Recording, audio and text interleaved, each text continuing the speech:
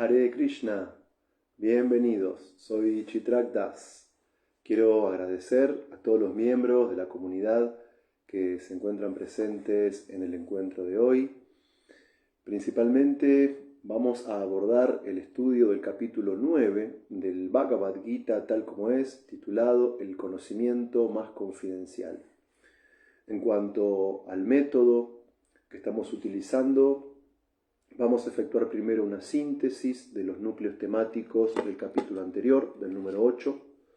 Luego presentar los núcleos temáticos del capítulo 9 e intentar analizarlos en función de algunos shlokas significativos de dicho capítulo. También vamos a destacar los aspectos importantes de los significados de Srila Prabhupada de este capítulo 9, el conocimiento confidencial.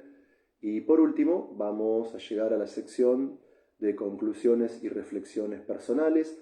A lo largo de esta charla, ustedes pueden dejar sus preguntas en la sección de comentarios y terminado todo el abordaje completo del capítulo, vamos a pasar a responder las mismas. Saludos para Axel Martín Prabhu.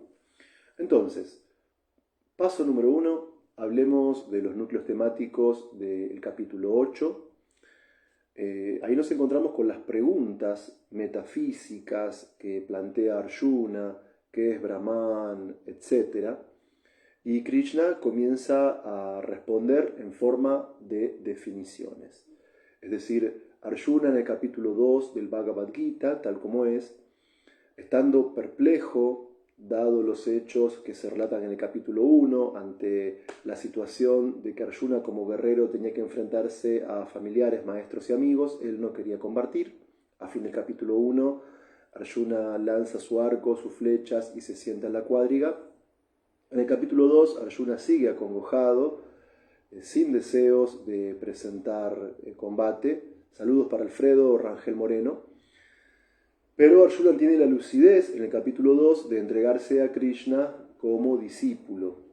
Entonces podemos ver a lo largo de los diferentes capítulos del Gita ese relacionamiento que se da entre Arjuna y Krishna en forma de preguntas y respuestas. Saludos también para Unmada Vidyanidhi. Entonces el punto es que el capítulo 8 se abre con las preguntas de Arjuna. Doris Ricaldes también, reverencias. El capítulo 8 comienza con las preguntas que el discípulo Arjuna plantea a su maestro, y las preguntas que Arjuna hace no son insustanciales, superficiales o banales. Directamente Arjuna está interrogando a Krishna acerca de cuestiones esenciales, de cuestiones profundas, de cuestiones metafísicas. Y así es como que nos encontramos preguntas por parte de Arjuna del tipo ¿qué es Brahman?, qué es Adhyatma, qué son los devas, es decir, qué es el absoluto, qué es el ser, qué son los semidioses. Son preguntas muy importantes que plantea el discípulo al maestro. Y evidentemente Krishna, con todo su conocimiento y con toda su autoridad, responde en el capítulo 8 a Arjuna en forma de definiciones. También Krishna desarrolla todo un núcleo temático en el que afirma que lo que pensamos durante nuestra vida presente determina nuestra existencia futura. Y de ahí, en el capítulo anterior, alcanzando al Supremo, la importancia de que en todo momento absorbamos nuestros pensamientos en Krishna. Hay un texto muy interesante a mi criterio, el número 7 del capítulo 8, en el cual Krishna dice: por lo tanto, Arjuna, siempre debes pensar en mí en la forma de Krishna, y al mismo tiempo desempeñar tu deber prescrito de pelear, con tus actividades dedicadas a mí, con tu mente e inteligencia fija en mí, es seguro que vendrás a mí. Entonces, la mente, esa capacidad que tenemos para pensar, sentir y desear, tiene que ser educada, tiene que ser elevada a través del proceso de Bhakti Yoga y la práctica de la vida espiritual. Tenemos que educar a la mente para que se absorba en su objeto natural de pensamiento, que es Krishna mismo. Y el hecho de pensar en Krishna trae un resultado trascendental, porque el punto es que si durante la vida pensamos en Krishna, existen muchas posibilidades de que podamos pensar en él al momento de la muerte. Y si recordamos a Krishna en el instante en que abandonamos el cuerpo, entonces se corta el ciclo de la reencarnación y nos reincorporamos en los pasatiempos de Krishna. Y la cuestión, Krishna no la deja ahí en el plano puramente teórico. Él no solamente toma las preguntas metafísicas de Arjuna y las responde con definiciones. No solamente Krishna habla de la importancia de educar nuestra capacidad de pensamiento. No solamente Krishna pone énfasis en el hecho de que meditemos en él, sino que también Krishna explica muy puntual y analíticamente cómo debemos meditar en él. Es decir, Krishna en el capítulo 8 del Bhagavad Gita establece toda una serie de elementos que describen muchas de sus cualidades, muchas de sus opulencias, que se vuelven objeto natural de meditación para los Vaishnavas. Y de este modo, en el capítulo 8 hay todo un núcleo temático también que está explicitando cómo alcanzar la liberación. Se habla de momentos auspiciosos e inauspiciosos para abandonar el cuerpo. Pero también en el capítulo anterior, Alcanzando al Supremo, se explica que independientemente de que el alma abandone el cuerpo material al momento de la muerte e independientemente de que el alma pueda tomar nacimientos en otras formas de vida, no hay ningún tipo de posición dentro del plano material en la que nos encontremos plenamente satisfechos, porque desde el planeta más bajo hasta el más elevado, todos son lugares en los que se repite el nacimiento y la muerte. Por eso también en el capítulo 8 se habla de la importancia del mundo espiritual y se da una caracterización de ese plano divino al que se accede a través de la práctica espiritual en conciencia de Krishna. Por eso, aunque haya momentos auspiciosos e inauspiciosos para la gente en general, para dejar el cuerpo, el Vaishnava es trascendental a todo eso, el Vaishnava puro. Es decir, cuando uno practica Bhakti Yoga, también recibe los beneficios de otros procesos de yoga, pero a su vez también el Bhakti Yogi obtiene un beneficio que los demás yogis no pueden alcanzar, que es el hecho de volver al mundo espiritual restableciendo su relación eterna y amorosa con Krishna. Entonces, hicimos un repaso rápido de los núcleos temáticos del capítulo 8 del Bhagavad Gita, tal como es, Alcanzando al Supremo, para sentar las bases de modo tal que accedamos con cierta coherencia y cierta lógica al abordaje del capítulo 9 de dicha obra, El conocimiento más confidencial. Si alguno de ustedes quisiese profundizar estos núcleos temáticos del capítulo 8, los invito a ver la clase anterior que está en el canal de YouTube Comunidad Vaishnava, dentro de la lista de reproducción Estudio del Bhagavad Gita. Ahí tenemos los videos desde que comenzamos estos encuentros, con el prefacio, la descripción de la escena, la introducción del Bhagavad Gita, y hasta el momento tenemos las charlas del capítulo 1 al 8, y próximamente también estaremos subiendo la número 9. Bien, en cuanto a los núcleos temáticos del capítulo 9, Krishna lo que hace es, al comienzo del mismo, exponer la importancia del conocimiento espiritual. En el capítulo 3 del Bhagavad Gita encontramos un shloka en el que Prabhupada da un significado, el que dice que la filosofía sin religión es especulación mental y que la religión sin filosofía es sentimentalismo o incluso en algunos casos también fanatismo. Entonces podemos ver cómo, si bien hay muchos capítulos del Bhagavad Gita directamente relacionados con el término conocimiento. Por ejemplo, el capítulo 4 se llama El conocimiento trascendental. Saludos para Susana 10, Hare Krishna. En el capítulo 9, específicamente, Krishna va a exponer al comienzo del primer núcleo temático la importancia del conocimiento de este capítulo de manera puntual. Y Krishna está diciendo que es el conocimiento más confidencial de todos. Con esto se indica que es muy importante el conocimiento que obtenemos bajo el estudio del capítulo 1 al 8 del Bhagavad Gita, pero que este conocimiento que se expone en el capítulo 9 tiene un estatus superior. Este conocimiento que se expone en el capítulo 9 está jerárquicamente en un nivel todavía más elevado que todo lo anterior. Y este conocimiento no es meramente información teórica, este conocimiento no es simplemente acumulación de datos para ser retenidos de manera memorística, sino que tiene la cualidad y aporta el beneficio, este conocimiento del capítulo 9, de que libera al alma de los padecimientos materiales. Esto quiere decir que en el Bhagavad Gita no encontramos un conocimiento únicamente académico, únicamente teórico.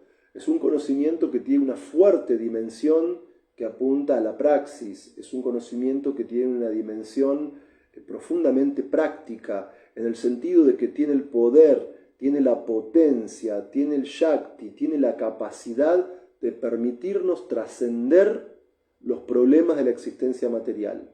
Este conocimiento nos permite superar las ansiedades que nos provoca la existencia material.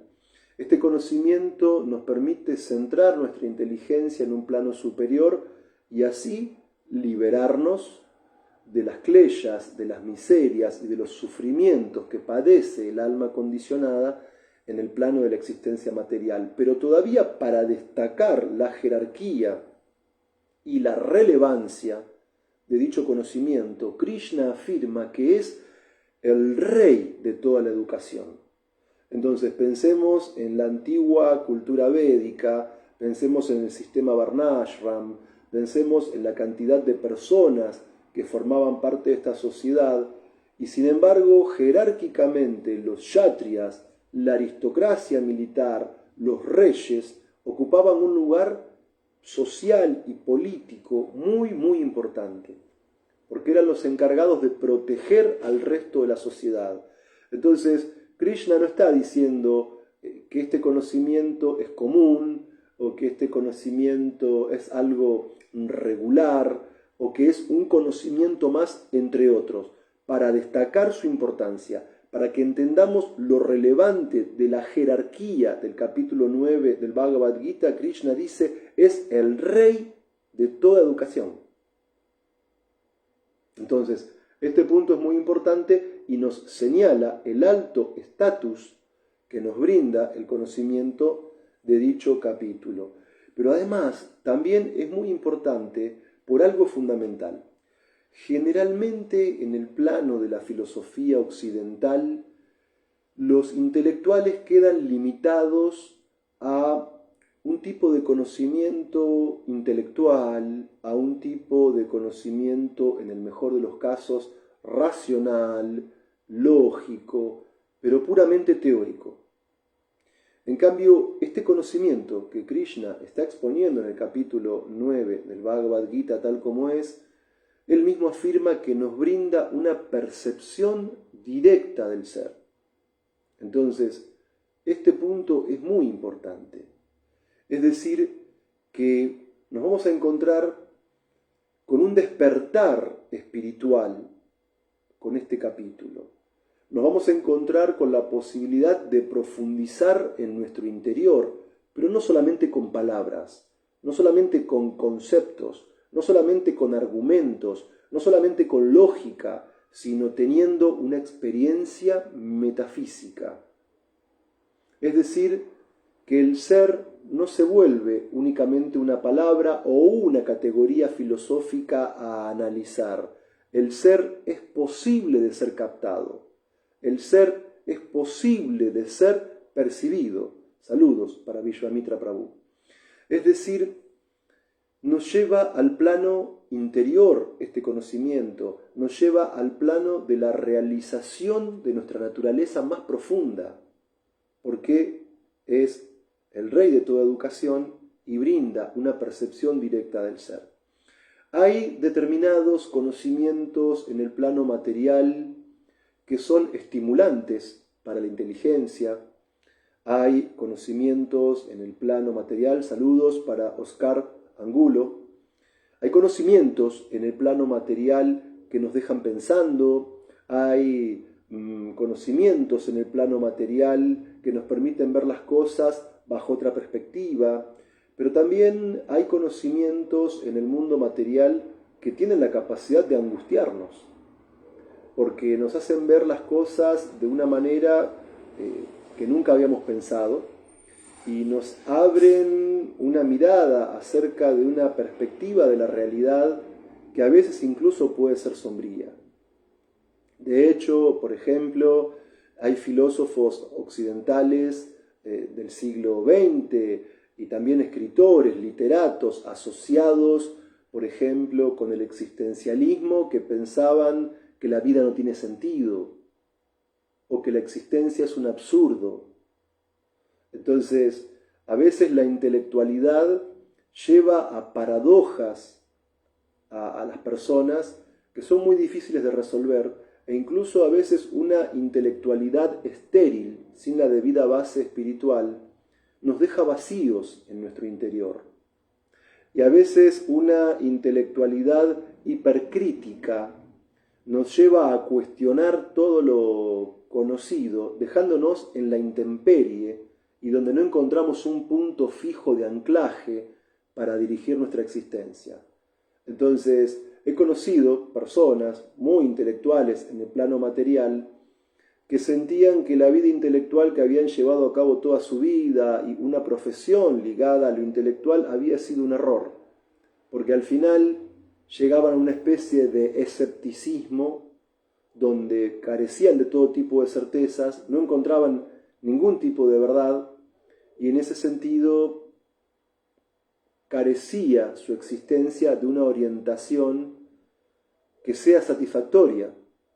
Pero el punto es que en este capítulo 9 del Bhagavad Gita tal como es, no solamente nos encontramos con un conocimiento altamente confidencial, no solamente la jerarquía de este conocimiento es muy elevada porque se lo describe como el rey de la educación, no solamente que este conocimiento nos permite trascender las limitaciones espaciotemporales de la existencia material, y no solamente que en el plano interior y metafísicamente hablando podemos trascender las categorías y conceptos puramente intelectuales para lograr autoconocernos y de ese modo lograr la experiencia directa del ser, sino que además, a diferencia de ciertas ramas de conocimiento material que nos plantean dudas imposibilitándonos llegar a la certeza, que nos llevan al escepticismo o que nos llevan a ver a la vida como algo sin sentido o absurda, este conocimiento del capítulo 9 del Bhagavad Gita tal como es,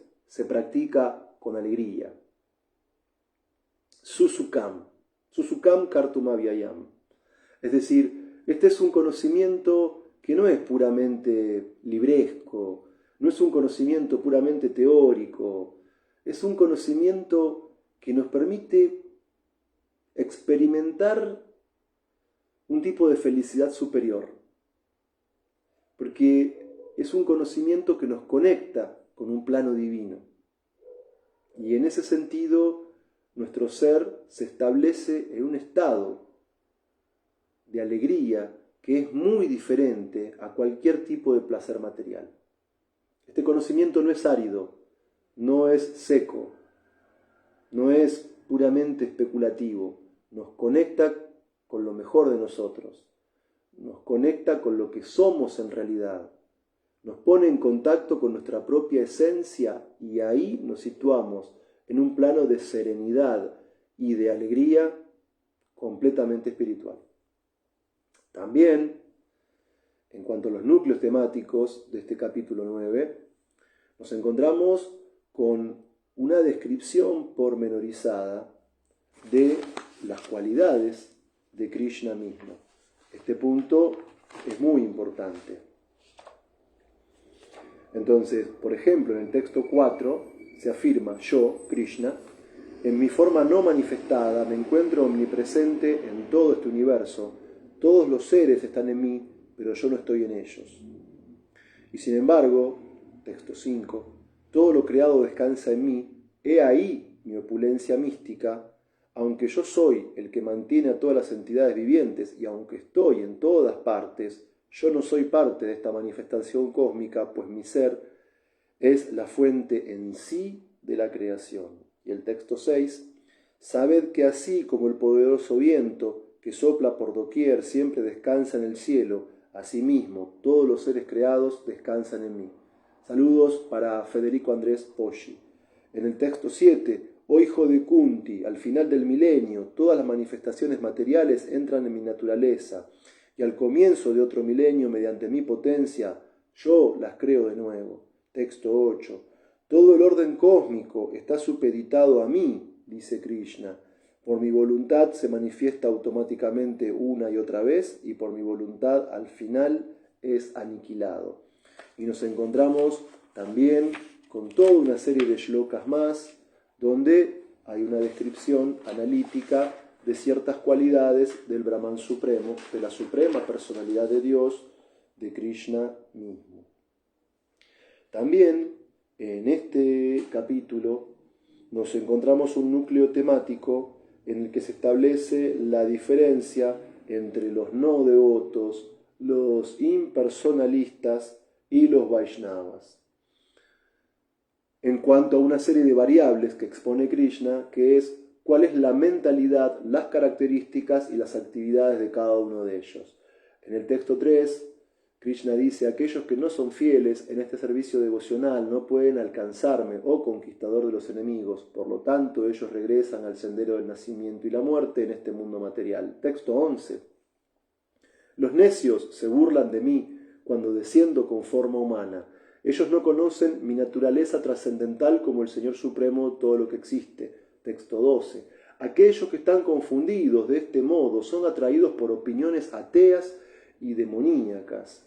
En esta condición engañada, sus esperanzas de liberarse, sus actividades fruitivas y su cultivo de conocimiento se ven todos frustrados. 13. Oh hijo de Pritá, aquellos que no están engañados, las grandes almas que se hallan bajo la protección de la naturaleza divina. Ellos están plenamente dedicados al servicio devocional porque saben que yo soy la suprema personalidad de Dios, original e inagotable. 14. Siempre cantando mis glorias, esforzándose con gran determinación y postrándose ante mí, estas grandes almas me adoran perpetuamente con devoción. 15. Otros que hacen sacrificio mediante el cultivo de conocimiento adoran al Señor Supremo como aquel que no tiene igual, como aquel que se ha diversificado en muchos y como el Virat Rupa, la forma universal. También en este capítulo 9, al igual que en capítulos anteriores, se describen opulencias de Krishna que son perceptibles dentro de la esfera de este mundo material. Entonces, en el texto 16, Krishna dice, mas yo soy el ritual, el sacrificio, la ofrenda y los antepasados, la hierba medicinal y el canto trascendental. Yo soy la mantequilla, el fuego y la ofrenda. 17. Yo soy el padre de este universo, la madre, el sostén y el abuelo. Yo soy el objeto de conocimiento, el purificador y la sílaba Aum.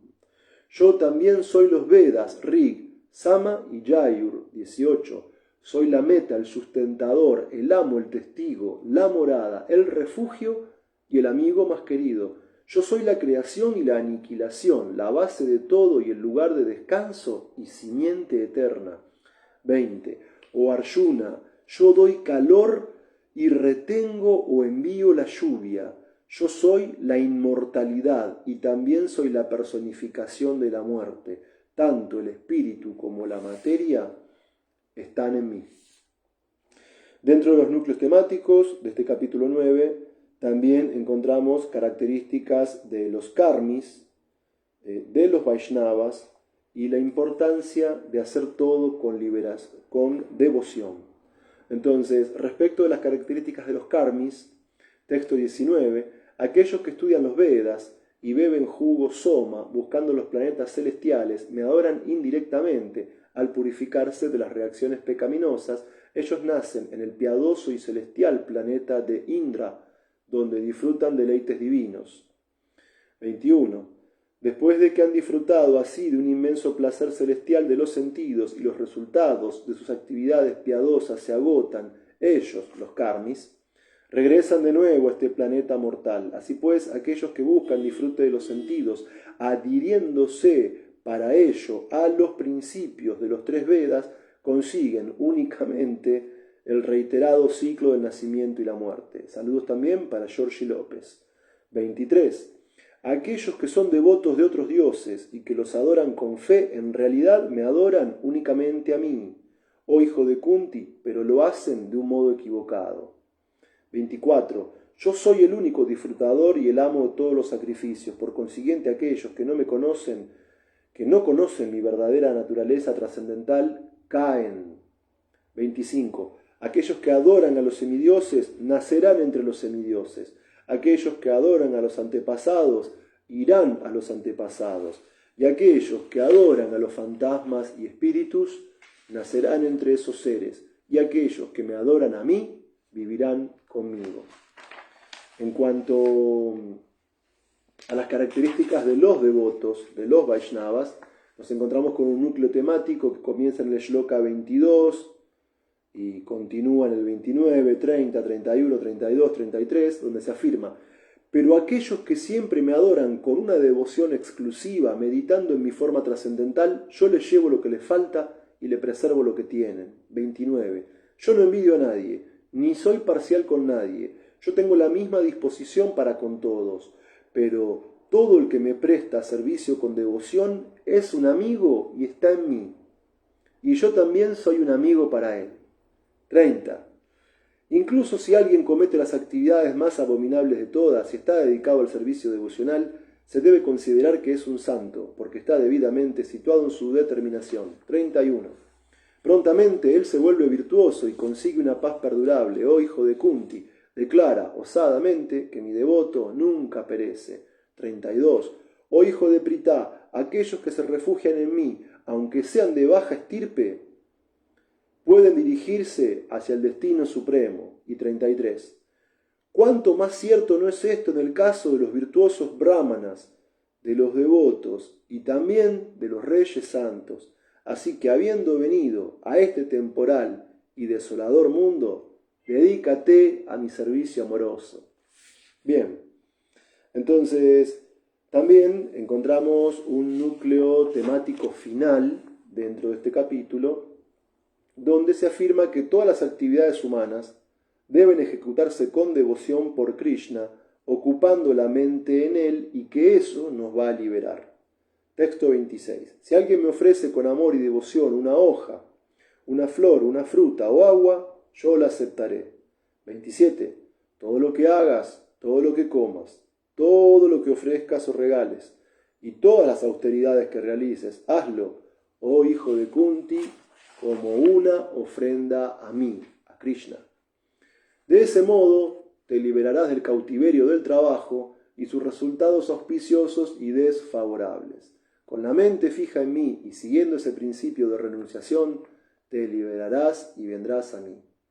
Y por último, 34, siempre ocupa la mente en pensar en mí, vuélvete devoto mío, ofréceme reverencias y adórame a mí. Estando completamente absorto en mí, es seguro que vendrás a mí.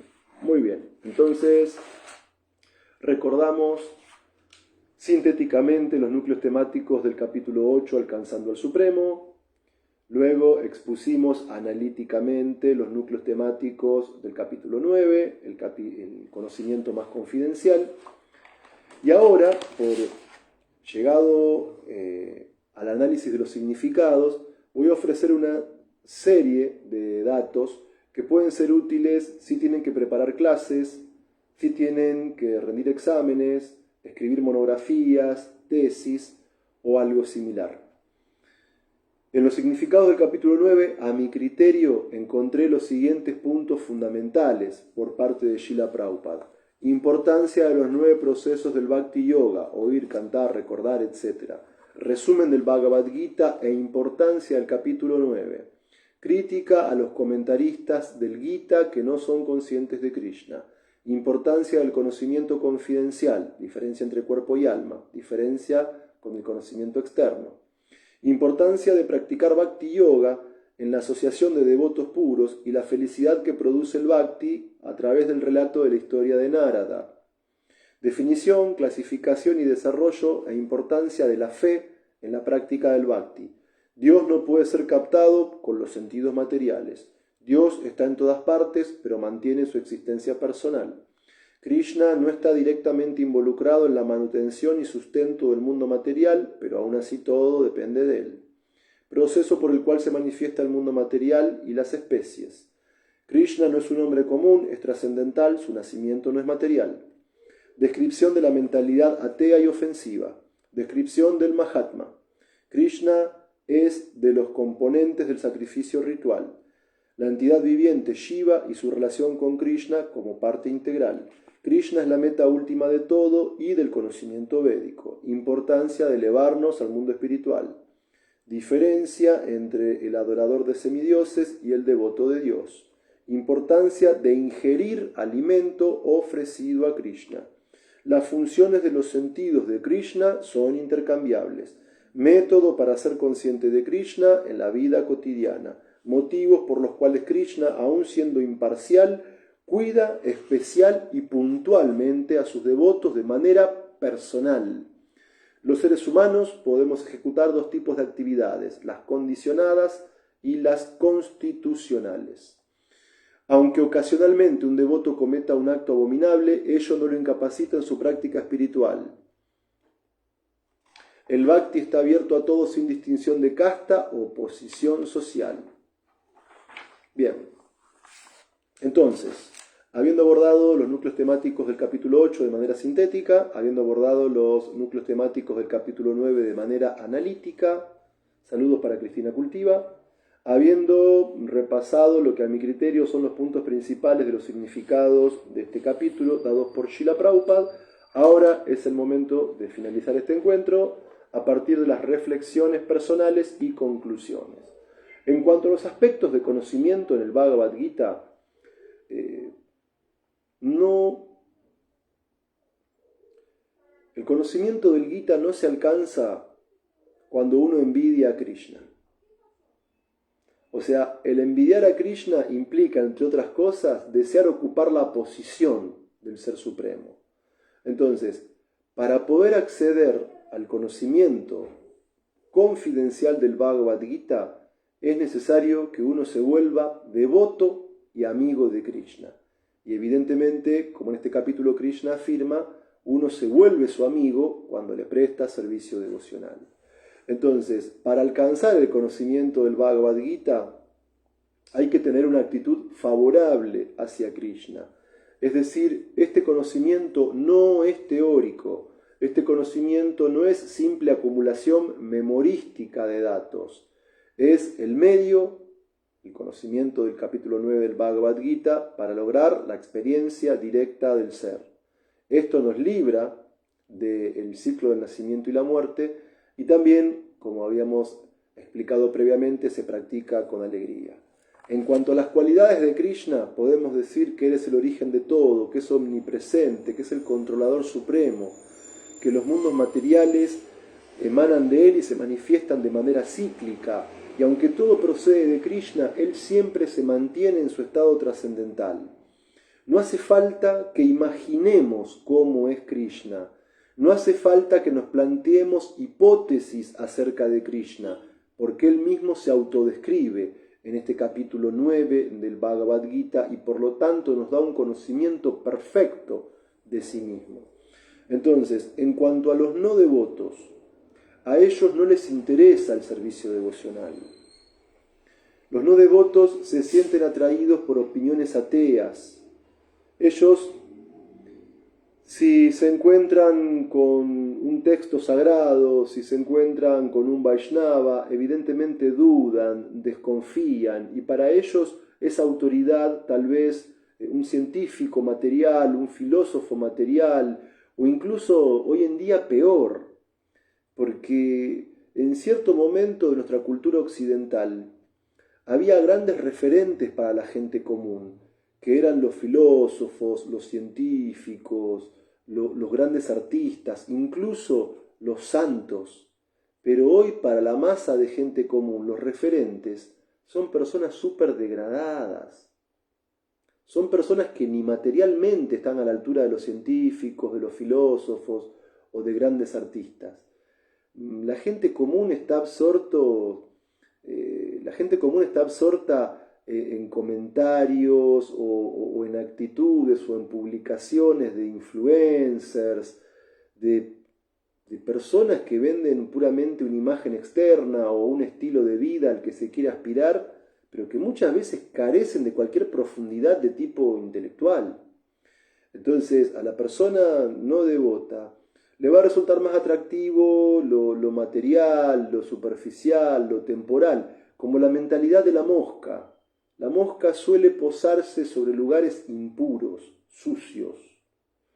Entonces, incluso hay ciertos tipos de no devotos, incluso algunos que son un poco más avanzados e intelectuales, que se burlan del aspecto personal de Krishna, que creen que Krishna es un hombre común, o que creen que Krishna es un simple personaje histórico, o que creen que tal vez Krishna es un semidios más del panteón hindú, o incluso, si son más sofisticados, creen que Krishna es un producto de Maya.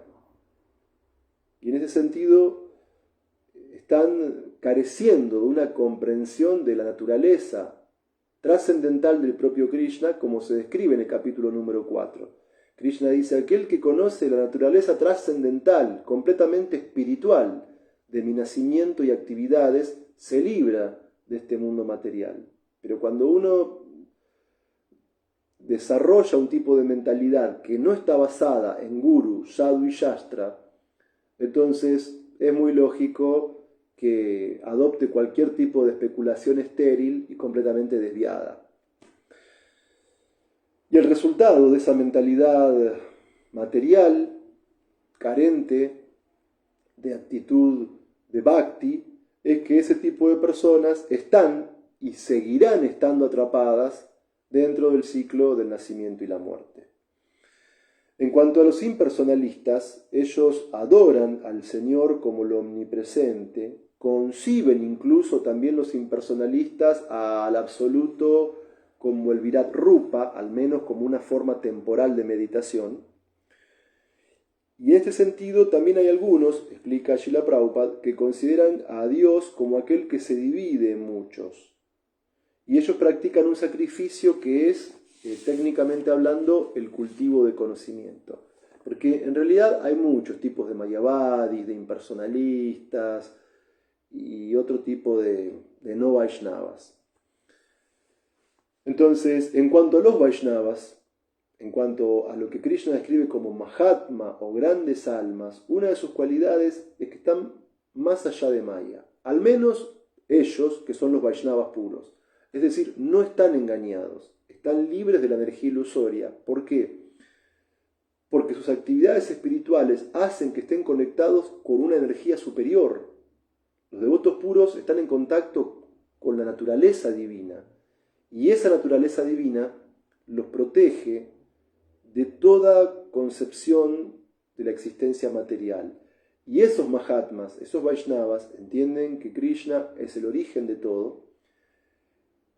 Y como consecuencia, la creencia en Krishna no queda en un plano teórico, o la aceptación de la existencia de la divinidad no queda únicamente en una información más que se retiene en la inteligencia. Saludos para Bhakta Obed. Sino que eso lleva al Mahatma, al Vaishnava, al que no está engañado, al que está bajo la protección de la naturaleza divina, al que entiende que metafísicamente Krishna es la raíz suprema de todo lo existente. Ese conocimiento hace que en la práctica el Vaishnava esté completamente dedicado al servicio devocional con determinación.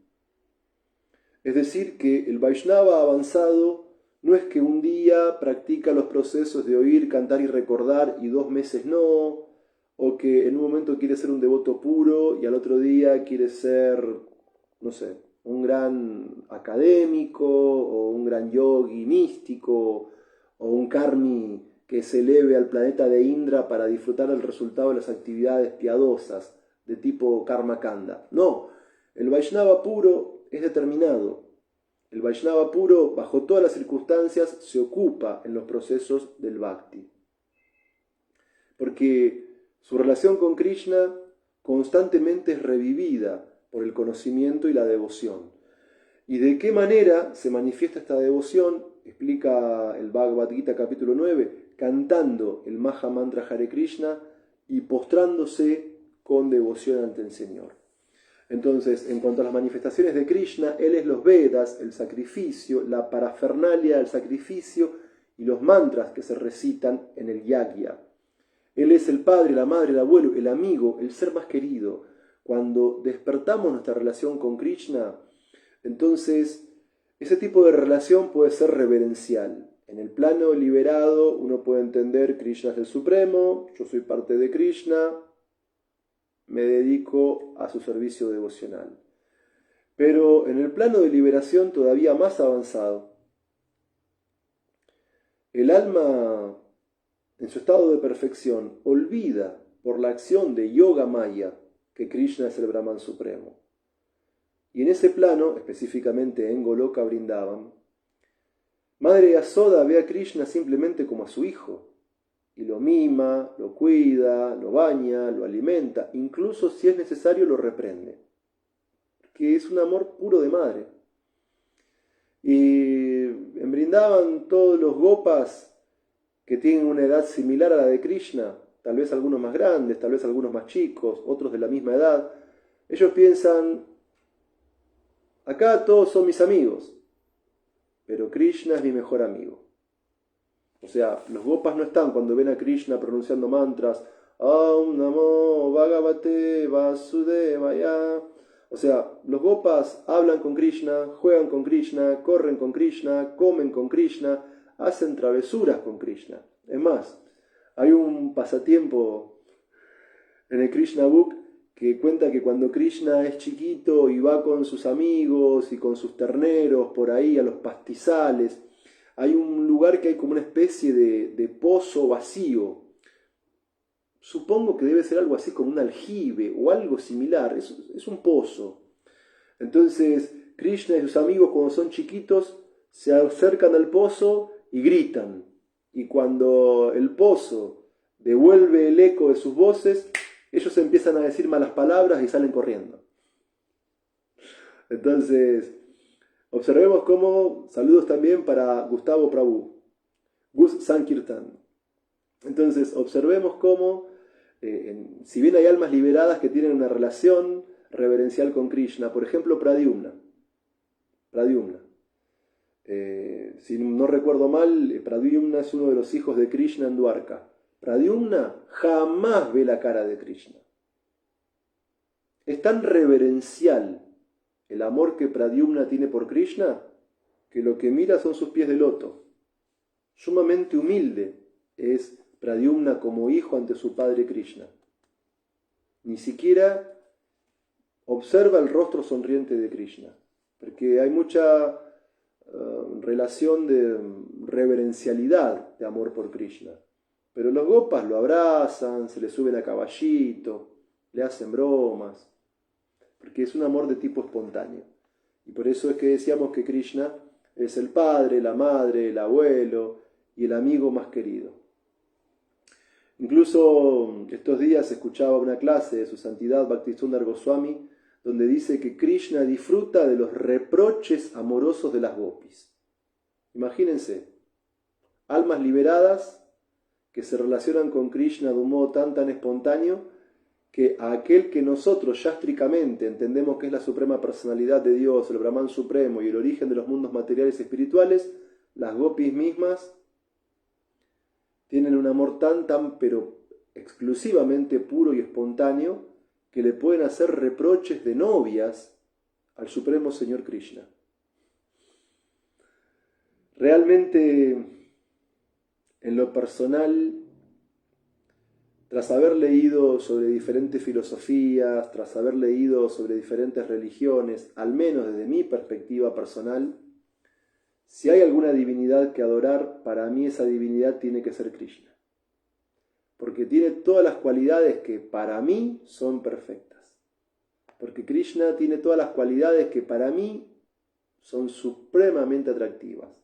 Y entender una dimensión teológica tan profunda en el que las almas liberadas puedan relacionarse con Krishna con un amor puramente espontáneo, eso para mí es algo que no encontré en ninguna religión ni en ninguna filosofía que no sea el Gaudiya Vaishnavismo. Porque también pensemos que cuando Krishna se relaciona con sus padres, con sus amigos, con sus novias, él no está haciendo una obra de teatro, él no está estudiando un libreto, él también está bajo la influencia de Yoga Maya, al igual que sus devotos. Entonces Krishna se siente el hijo de Madre Yasoda. Krishna teme a Yasoda cuando ella se acerca con la vara para reprenderlo. Krishna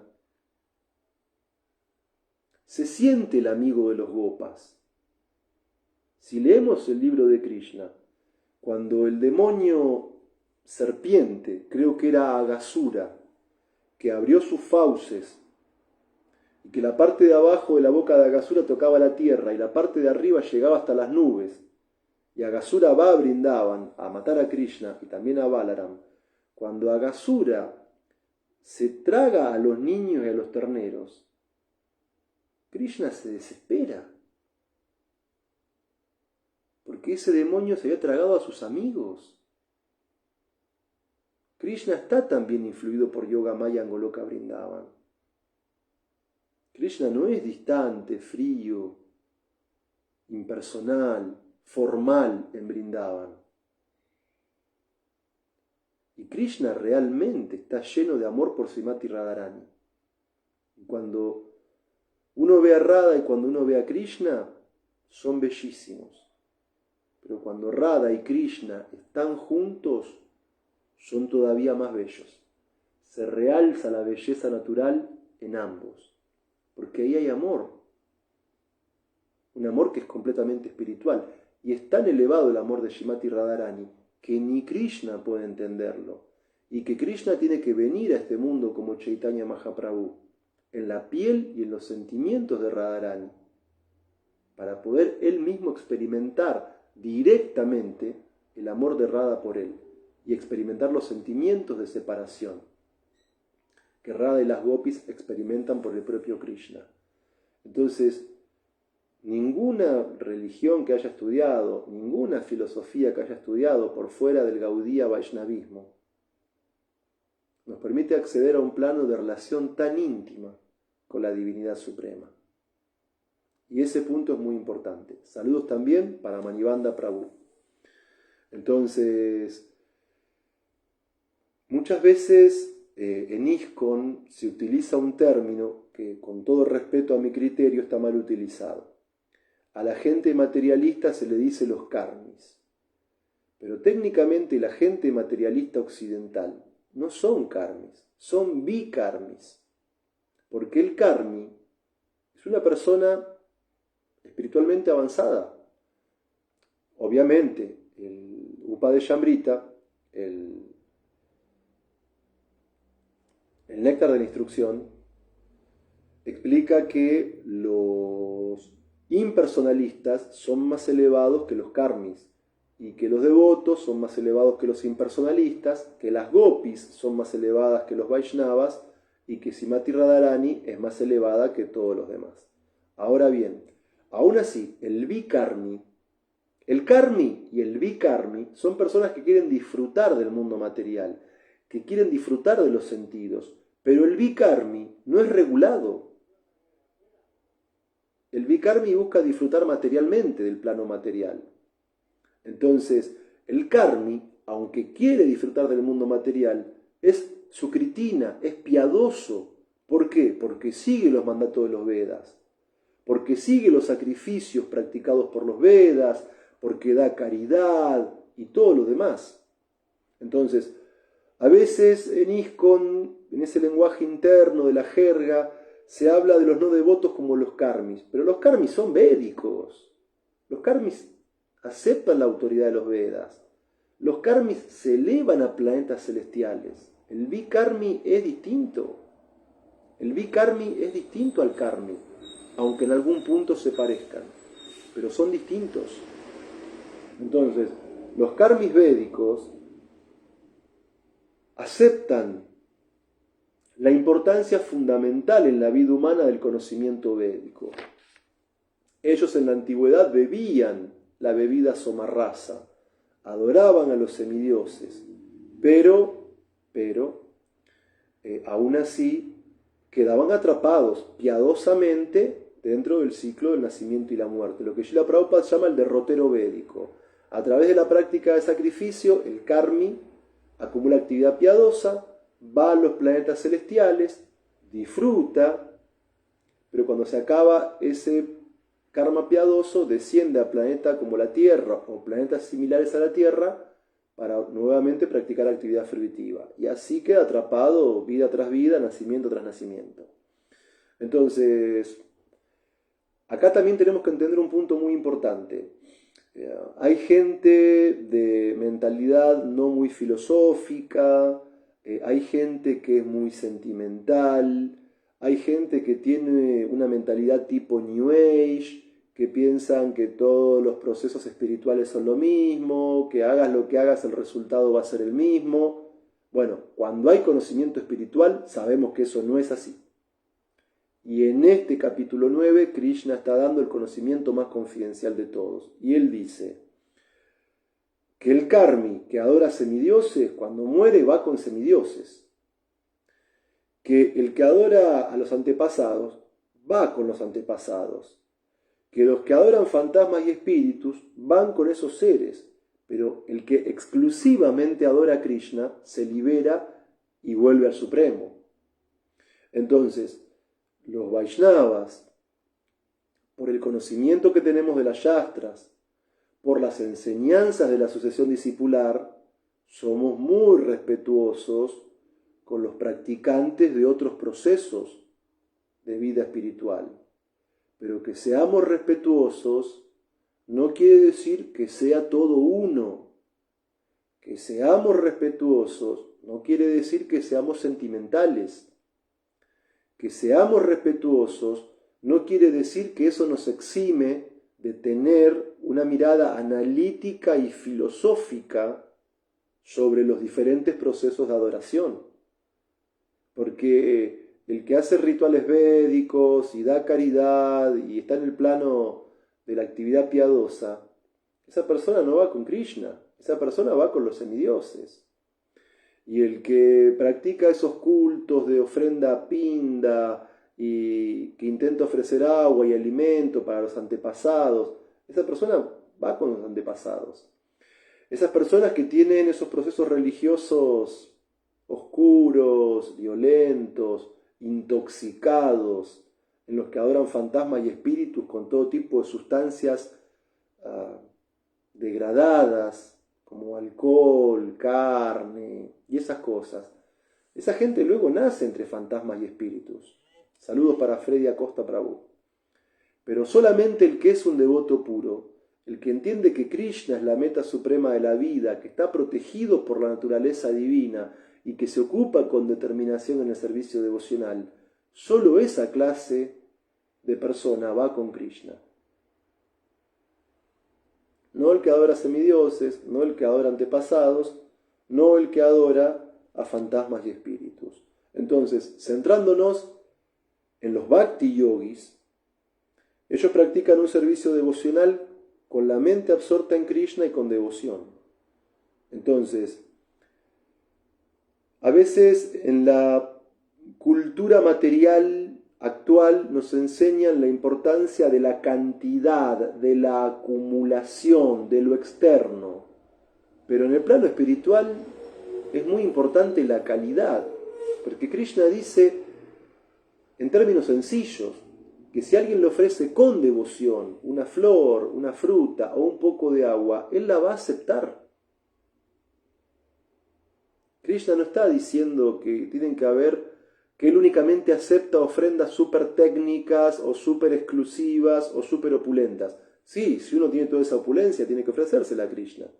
Porque él es Bhoktaram Yagya Tapasam, el disfrutador supremo de todo sacrificio y austeridad. Pero incluso si tenemos una vida simple, incluso si tenemos los recursos básicos para la autoconservación, si aquello que tenemos lo ofrecemos a Krishna con devoción, el Supremo acepta dicha ofrenda. Es decir, que llega un punto de la vida espiritual donde tenemos que hacer de todo una ofrenda a Krishna. A veces hay personas que piensan en sentido polar. Esta es la vida material, esta es la vida espiritual. Bueno, cuando uno avanza en la vida espiritual, todo tiene conexión con Krishna. Saludos también para Prabhu Pareya. Entonces, tenemos que llegar a ese punto donde cada pensamiento, cada palabra, cada acción, cada proyecto, cada esfuerzo, cada sacrificio, cada sentimiento que hay en nosotros tenga relación con Krishna. Donde podamos conectar nuestro trabajo con Krishna, donde podamos conectar nuestra familia con Krishna, donde podamos conectar nuestra recreación con Krishna, donde podamos conectar obviamente nuestro sadhana y servicio con Krishna, el Guru y los Vaishnavas. Entonces hay que hacer de todo una ofrenda a Krishna. Hay que recordar a Krishna cuando uno está trabajando, cuando uno está estudiando, cuando uno está cocinando, cuando uno está viajando, incluso cuando uno está meditando y también cuando estamos dejando el cuerpo. En todo momento hay que recordar a Krishna. Y en ese punto hacía énfasis el capítulo 8 del Bhagavad Gita, Alcanzando al Supremo. Entonces, por absorber la mente con amor en Krishna, ya estamos haciendo servicio devocional. Porque pensemos que el Shmaranam, el recordar, es también uno de los 9 procesos del Bhakti. Así que les agradezco mucho porque a pesar de todos mis defectos me dan la posibilidad de hablar del Bhagavad Gita. Respecto de la última clase, pasaron mucho más de 15 días, pero bueno, justo en esta época del año es una de las épocas más complicadas para mí a nivel laboral y tuve que organizarme para retomar estos encuentros. Espero darle una continuidad regular y espero que con los buenos deseos de todos ustedes podamos llegar gradualmente hasta el capítulo 18 del Bhagavad Gita tal como es.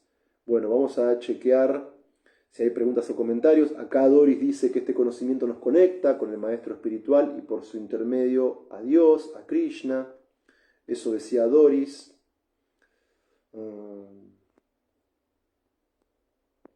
Después, el conocimiento es lo que nos une o nos separa de uno mismo y con el Señor también. Acá Vishvamitra Prabhu dice: el texto donde se afirma que aunque un devoto se involucre en actividades abominables, continúa siendo un santo, es un texto muy controversial.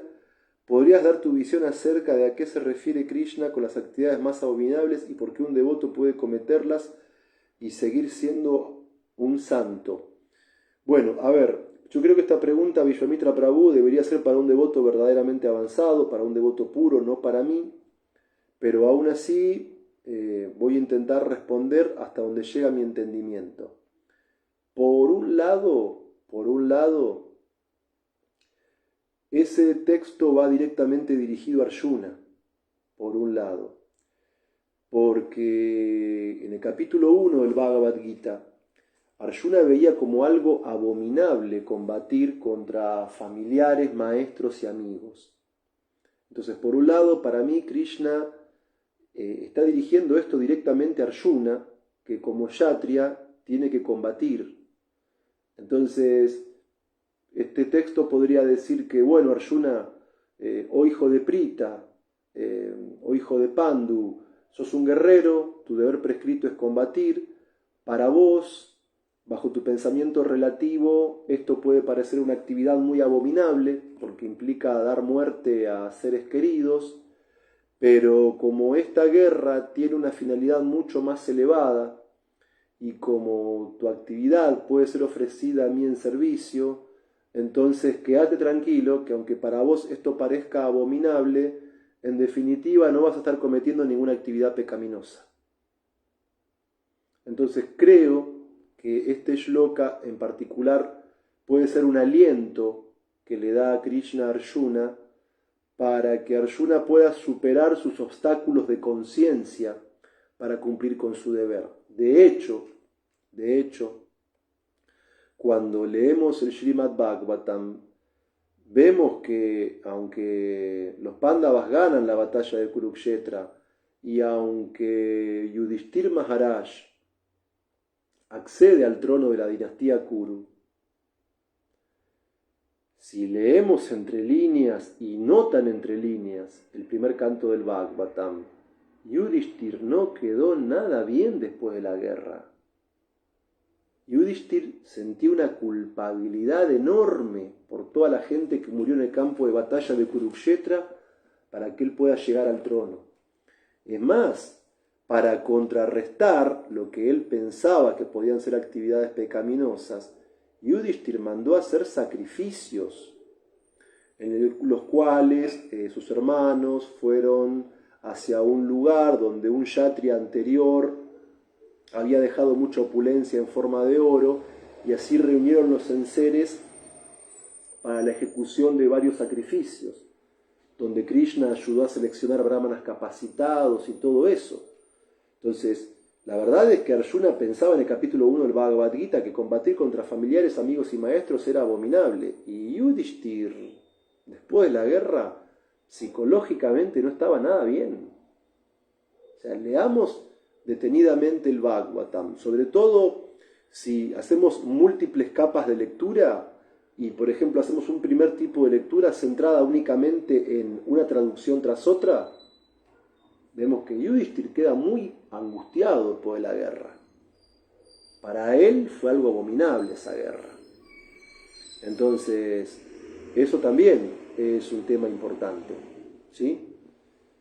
Ahora, bajo otro tipo de mirada, la primera lectura que hago de eso que pregunta Vishwamitra Prabhu es, que para mí es una instrucción directa que Krishna le está dando a Arjuna específicamente para él en el campo de batalla de Kurukshetra. Pero bajo otra lectura, también tenemos que entender lo siguiente, y esto lo puedo entender al no ser un devoto puro. Esto puedo explicarlo desde mi posición por usar una expresión que da Prabhupada en el Bhagavad Gita, yo entiendo eso por ser un devoto con mezcla, un devoto no puro. Entonces, cuando uno está dando sus primeros pasos en la vida espiritual, tiene la tendencia a caer. O sea, cuando uno está dando sus primeros pasos en la vida espiritual, cuando uno todavía no es maduro, a veces cuesta seguir algún principio regulativo. A veces cuesta seguir estrictamente el sadhana bhakti tal como lo estableció Prabhupada. Entonces, Krishna mismo dice que es lógico que un devoto inmaduro tenga caídas. Ahora, el tema es que ese devoto no tiene que perder nunca el entusiasmo por avanzar en la vida espiritual.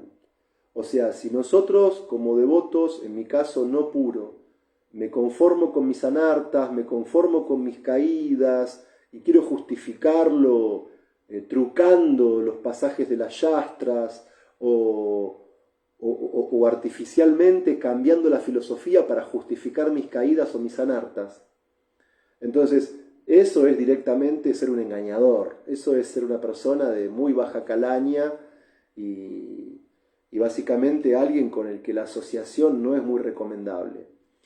Pero cuando uno como devoto se sincera con uno mismo y al no ser puro tiene alguna dificultad con algún principio regulativo, con algún proceso del bhakti o algo así, y no lo justifica, y no dice esto está bien, y no lo predica a otros como algo normal, si internamente uno está insatisfecho con su caída, si internamente uno está deseoso de superar esa situación caída, si internamente uno está orando a Krishna y a la sucesión discipular para algún día ser puro de verdad, Entonces, eso es lo que he escuchado de labios de algunos gurús como ser un devoto puro de intención. Porque si bien uno todavía no es puro, aspira a ser puro. Y uno no está conforme con sus caídas. Uno no está conforme con sus defectos. Uno no justifica esas anartas, ni las defiende, ni hace apología de las mismas. Ni les pone tilak a sus anartas o caídas para decir que eso también es espiritual. No, eso no es espiritual, eso no está bien, no es correcto. Hay yamas y niyamas en el Bhakti Yoga. Hay actividades que debemos evitar y hay actividades que debemos ejecutar. Y fíjense que en nuestros votos de iniciaciones hablamos de yamas y niyamas. Decimos, yo prometo no comer carne, huevo, ni pescado, ni tomar alcohol, ni intoxicantes, ni juego de azar, ni sexo ilícito. Y también prometo cantar diariamente 16 rondas del Maha Mantra Hare Krishna.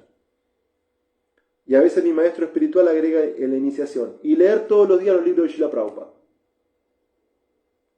Entonces, al comienzo de la vida espiritual es lógico que haya caídas. Al comienzo de la vida espiritual es lógico que no podamos seguir todo perfectamente. En algunos casos, otras personas con mucho avance de vidas previas pueden seguir todo de una, espontáneamente. Y aún así, por un lado no hay que justificar las caídas ni las anartas, y por otro lado no hay que desanimarse. Y hay que entender que si nos mantenemos con determinación en la práctica del Bhakti, ese estado caído, que no es nada recomendable, finalmente va a ser superado. Y para eso hay que orar por la misericordia de Krishna, del Maestro Espiritual y de los Vaishnavas. Bueno, espero haber intentado responder esto, Vishvamitra Prabhu. Bien. A ver si hay alguna otra pregunta o comentario. Bueno, ahí parece que Vishvamitra Prabhu quedó conforme con la respuesta. Yo tengo un problema, que cuando termina la clase y me quedo pensando en las preguntas, ahí me aparecen mejores respuestas. Pero ya el en vivo terminó y no hay forma de responder ahí. Bueno, por acá había alguna pregunta de Gus Sankirtan, se me está complicando encontrarla.